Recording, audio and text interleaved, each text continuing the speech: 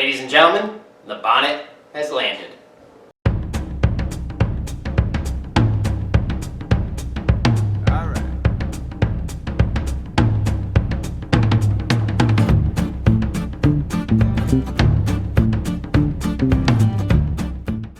Welcome back, everybody. It's about 5 o'clock or so on Thursday. I've been doing some work over here, going through and picking out the best condition of the lights and everything like that. And essentially what I've got is the 2 turn signal and 2 rear turn signal lamps.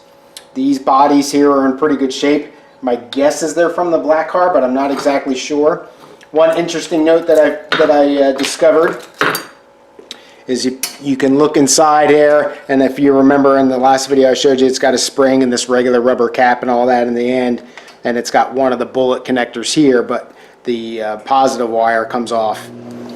On this design here, you can see it uses a bullet connector on the inside. So I was thinking, well, maybe these are aftermarket or something like that, but no, they got the Lucas stamp in them in there and made in England and all that stuff, so I'm confident that these are authentic. So I'm going to guess this seems a little bit more of an intelligent design, but maybe not. So I don't, like I said, I don't know which one goes to which car.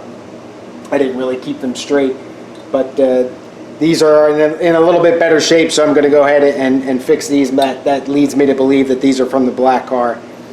And I got one more of these turn signals to do here. I'll get that cleaned up. A little note here, I got brand new rear markers.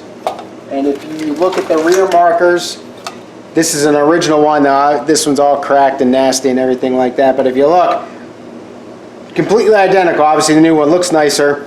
All these little etchings and stamps in England and all sorts of stuff, except for right there. This one says Lucas, and that one just has a blank piece of plastic. Well, thankfully, I have 2 originals that are in pretty good shape.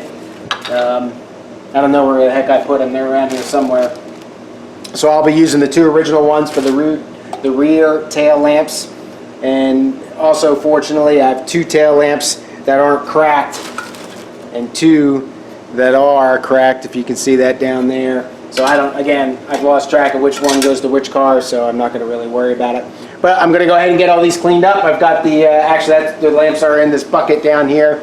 I've got all the lamp lenses and the pieces of rubber and the offsets. All that stuff looks good. I'm going to go ahead and start cleaning up and get this stuff ready to go.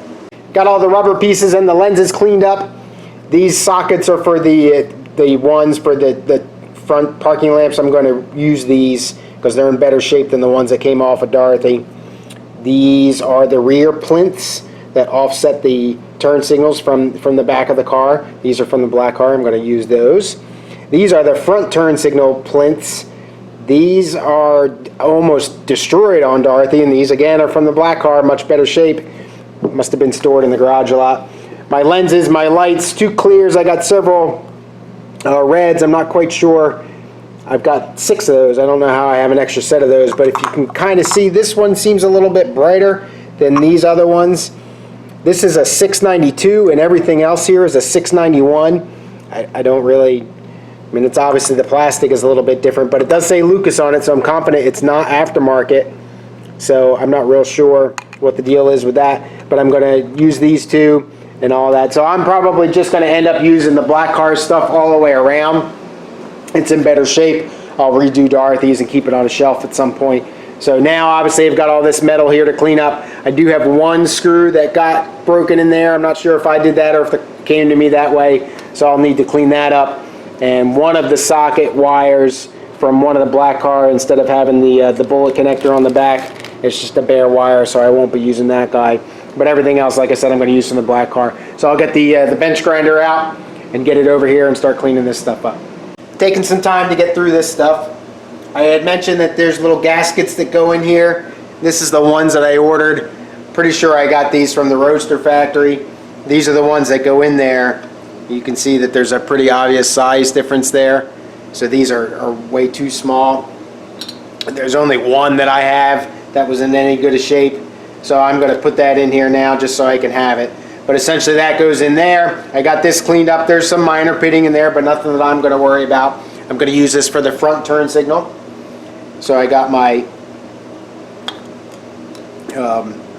lens in here, and there's a little key on there, so the lens definitely is handed, so to speak. Got the screws that go on there. Through here are the wood screws, if you remember these little wood screws. And I did find several of the little J-clips on the on these items from the black car. So I'm going to go ahead and use those, at least in the front. There's a real pain in the rear to get those flat clips on there. So there are different sizes for the front lamps and the turn signal lamps.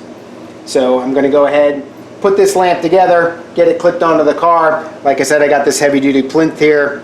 It's so worn in that you can see where the clips have been here and where the little square cutouts that you can see here. So at least I know what direction it goes in. So I'm going to go ahead, get this hooked up and get it on the car.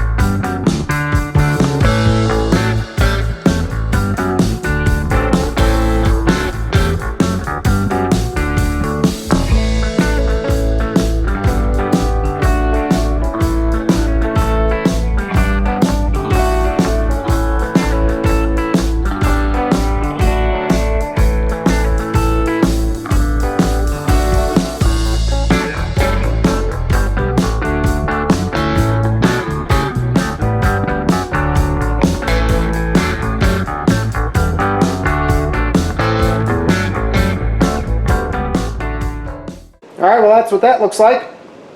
The plinth is really obviously important here. You can see where it offsets it there. Hopefully you can see that. The black there is not a shadow, that's the plinth. So without that being in there, you would not get the relief from the bonnet, and it would it'd be crooked and it would rub and anything. So definitely need that thickness there. So that's how you do that. So I'm going to put the rest of them together and maybe even play with the headlights a little bit. I got the screws for the headlight buckets here to get those in there. And I'm going to take all this stuff back off when I cut and buff. But again, like I said, it's just a little bit of a shot in the arm here on a weeknight. Give me a couple hours. I got to refurb this stuff eventually anyway. Got the headlight and headlight assembly and all that in. I didn't click in the ring because I was a little afraid that it might scratch something or whatever, and I also didn't clean the retaining ring for the bulb. But that looks pretty cool there with the lights and all. I also put in one tail light and one turn signal light back here. I don't think because if you remember, this valance, the rear valance is all brand new, and when I put it in, I don't think I was smart enough to take one of these lights and line the holes up for the clips, the 3 little holes there. So I was a little nervous that it would fit, but it did. Much like the seals that go in here, the seals that I have for these aren't really all that great, the foam, so that's either something I'll make myself. I have like real thin craft foam at home. I could probably make the inside of these as well. Find something a little bit thicker just to save me from, $3, $4 a pop, whatever they are. I can make them better probably anyway. So I think that's going to be about it for me for tonight. I'm going to be cutting and buffing, I think, on Saturday, or Sunday, excuse me, when I come over. I think it's time, especially if I really want to get into assembly here. I don't want to cut and buff while I've got the interior in here, because it's going to make a mess, I think, and I think it'll just be easier to do without. Got the craft foam here. This is the original, or not original, but this is one of the foam pads that I purchased. And if you hold it up against the tail light, this is a reproduction tail light, but the sizes are the same. There's a little cutout up here for the screw hole. Pop that out. So if you put that up against and line that screw hole up, you can see how the foam pad just kind of goes in there. Using on the body here, my opinion of the foam pad should be flush in between these two things. So it's definitely not when you put this on. It stretches. There's also little pins. If you can see that little silver part there, there's little pins in the tail light only two out of the 4 pins have cutouts in the pad, and the pad is so small that it stretches and deforms the pad to reach the pins. So it's just not good as far as fitment goes. So this foam pad's a little bit more dense than this one, but a little bit thinner. So I would say that's split the difference there. So I'm just going to go ahead, trace the tail lamp onto here, cut that out, and then just kind of play with it and arrange it. What's nice about this stuff is you can kind of press and it'll hold. It's got a little bit of a memory to it. So I can put the pad around this and then press it down into those little pins, and it'll leave the indentation, and then you'll be able to see it for cutting.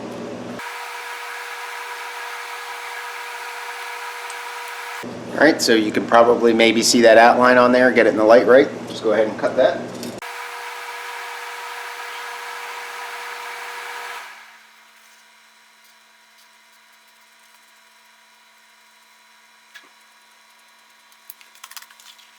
Alright, so you can see now that pretty much fits right on the lens, doesn't shrink in or anything anywhere. Obviously I have to cut a big hole out of the center to fit over the lamp assembly of the lens, so I'm just going to use the old one and trace out the spot, kind of center it up on here and trace out the spot, and then use a razor knife to get that out.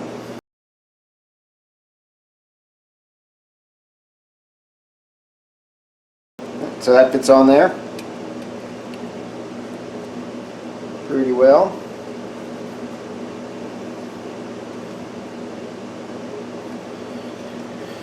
There's little guides here. If you can see that little tab right there on the back, and I got to cut it a little higher up the top because it's not fitting down far enough, and you can see that it gets a little short there.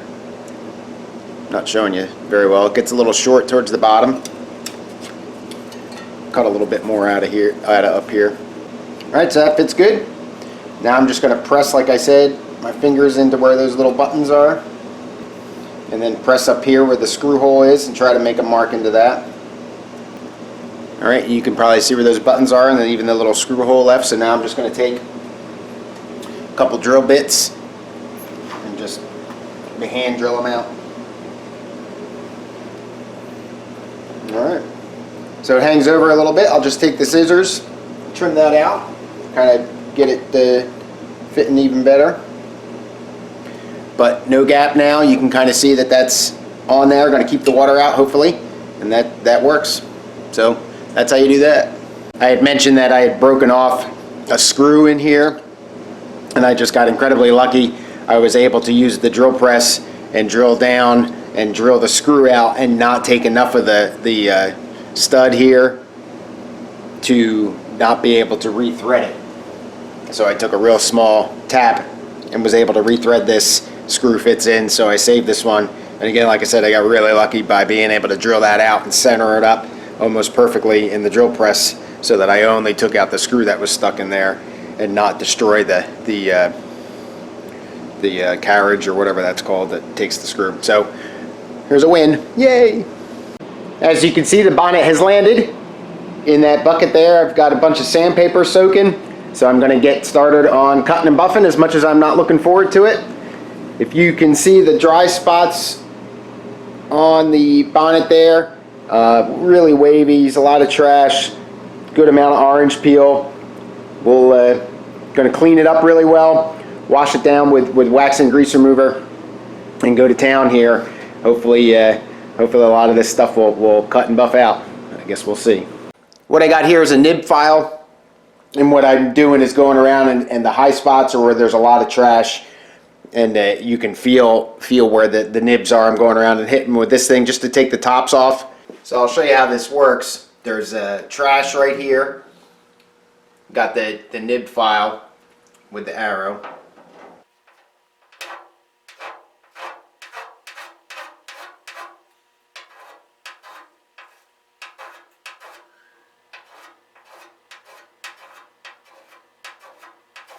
And it just takes the tops off.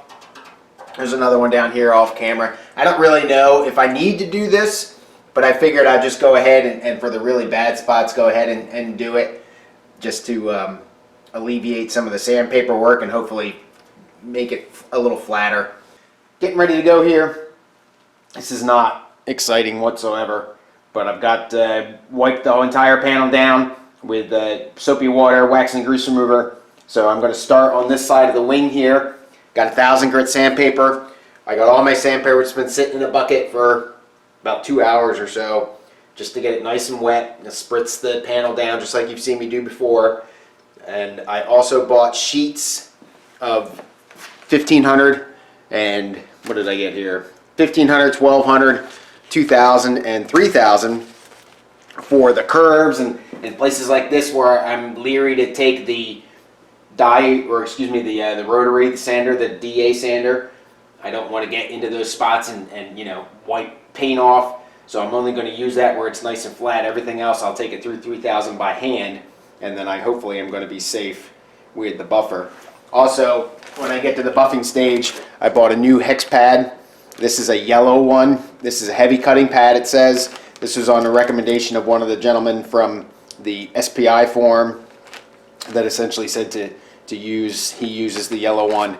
Guy does a lot of Corvettes, does some pretty amazing work, so I'm going to follow his advice and use this as my first cut instead of the orange one. So we're going to go ahead and continue on, and wish me luck.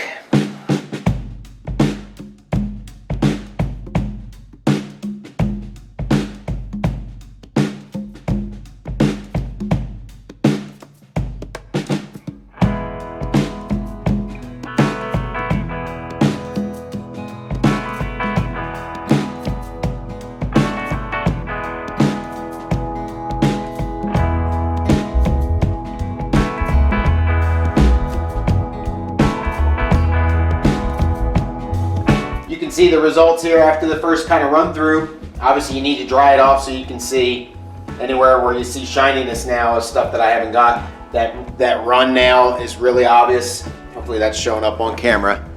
Yeah, not very well. I'll zoom in on that here in a second. Still got some orange peel in here, so some big trash if you can see. Let me pop the camera off and zoom in and show you some of this stuff. So you can see that little spot there. Kind of that little spot there. Here's that run, and it's just like, you know, flattening the panel out. So as long as you don't cut through, which obviously would be bad, you can pretty much go to town on this. And then based on my experience, I've got 4 coats of clear on here. I'm pretty confident that I've got good amount of room. So you can really see the orange peel really shows up in here.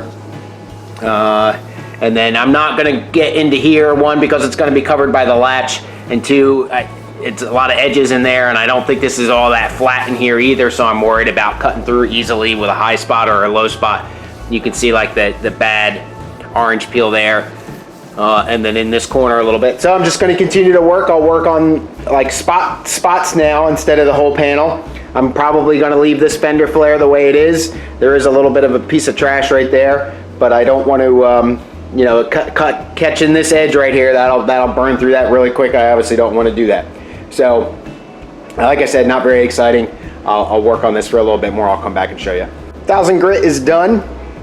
I got the runs out. There was actually another one in here. I got that out as well. The shiny parts around the fender bead and stuff in here are just places that I'm afraid to sand. So I'm going to leave them. There's still little itty bitty pits and stuff in there, just like I experienced on the doors and everything. I'm not going for perfection here, but 1,000's done. So next up will be 1,200. I'm going to try it with the palm sander a little bit and just kind of see, especially back there near the latch, because that's a relatively flat area, but I'm leery, like I had mentioned, to do it up here where there's a lot of curves. So I do have 1,200 in there ready to go for me, so we'll see. Down through 1,200, I did use the palm sander for most of it, and then I also hit it just real quick with the by hand, especially that I get up in this crease here where the trim panel goes, or the chrome.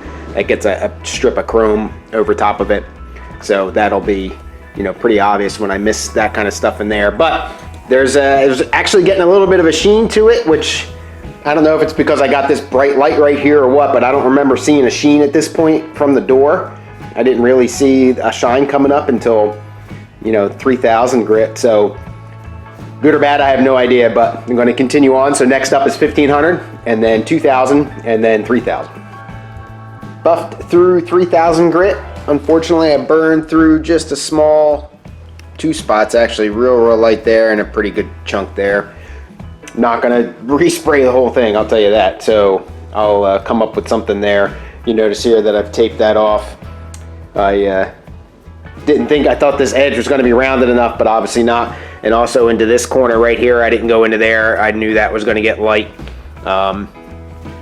So you can see now it's getting a little bit of a shine to it. Obviously not anywhere near as good as it is inside the latch cavity there. But that's this is now essentially what I expected with the door. Everything looks pretty good. All the scratches seem to be going in the same direction, which is kind of what I want. And I don't see any random swirls. There might be one right there. I'll try to take that out. And I'm gonna move on to the yellow hex pad and some buffing compound and just see if I can take this whole portion of the car down here and get it shined up and see what I get from it.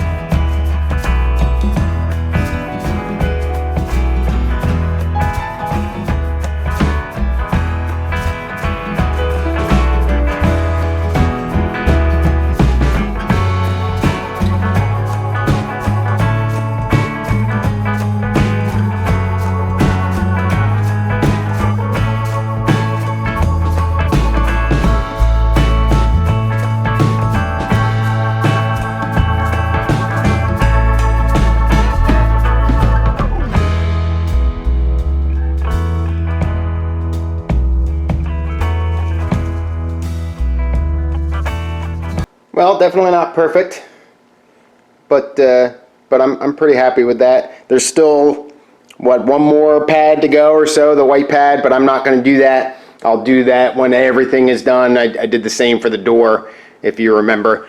I do have some right here. You can maybe see that it's a little white, so I haven't obviously shined that enough. And then this corner down here is a little tough too, just because it falls in there, and I'm afraid if I go for it, I'm gonna cut through. Had a little bit of a light spot in here, so I started getting a little nervous. So I stopped, and these burn throughs didn't get any worse. So I'm gonna call that good and done. All the orange peel is out of it. It's still there's still some scratches and stuff, but I'm not gonna kill myself over it. All in all, I'm pretty happy with the way that it goes. But I'm done because this is a real pain in the rear and it's boring and it's driving me crazy. So even though it's only about 2 o'clock, I think I'm going to call it a day. All right, everybody, that's all I got. Thanks so much for watching. Leave a comment below, tell me what you think. Well, starting the cut and buff process, not that fun. I wasn't really looking forward to it. That's why I've been putting it off for a little while, but it needs to be done and it's working out okay. So until next time, have a good rest of your day. Cheers.